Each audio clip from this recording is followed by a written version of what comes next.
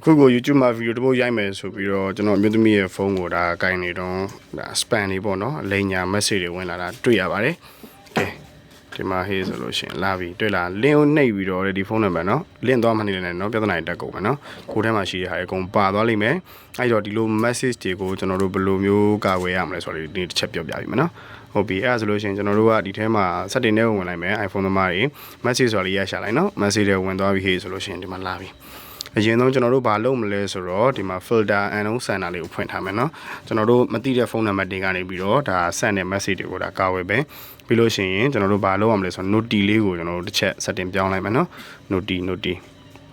notification ပေါ့เนาะ notification ကိုကျွန်တော်ဝင်လိုက်မယ်ဝင်လိုက်ပြီဟေးဆိုတော့ねကျွန်တော်ဒီမှာဆို announce notification နဲ့ announce notification ဆိုတော့သူတို့အမြဲတမ်းဟိုဟာလုပ်မယ်ပေါ့နော်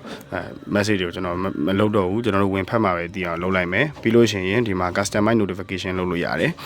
ဒီမှာဆို unknown sender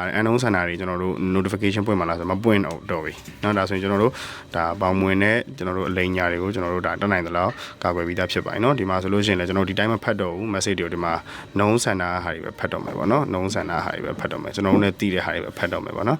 ပြီးရင်နောက်ထပ်ဒီကောင်တွေကိုကြတော့ဘာလုပ်မလဲဆိုတော့ block လုပ်လိုက်တော့မယ်ဒီကောင်ကိုဖုန်းနံပါတ်ကိုနှိပ်မယ်နှိပ်ပြီး info ကိုနှိပ်မယ်နှိပ်ပြီးတော့ block เนาะအဲဆိုရပြီ block ပြီးသွားပြီဆိုရင်သူပို့ထားတဲ့ message ကိုကျွန်တော်ဖြတ်လိုက်မယ်เนาะအကုန်လုံးပဲလူလိမ်နေတော့ပေါ်နေပါတယ် queue site ပါလို့เนาะ